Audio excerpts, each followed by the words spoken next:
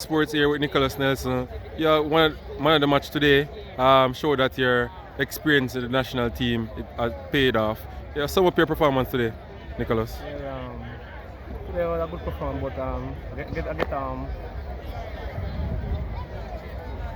a lot of chance today. I get about two chances in the first half, but I didn't put it away. But the third one I put it away. Your team, won 2-1. What's the next step for you? What your objective are in the competition? Well, in this week we have to go to the job board, look at what we do wrong in this game, and correct it in the training and move forward to the next game because we want to get to the top six. What's your objective though as a player? How much goal you want to finish the competition with? Well, I want to finish the league with at least 18 to 19 goals, and I think I can do it. Think you can be a mainstay in the national team? Yes, long as I'm putting the work. All right, thank you very much, Nicholas. Continue to do your good work, and I hope you get more man in the match. Yeah.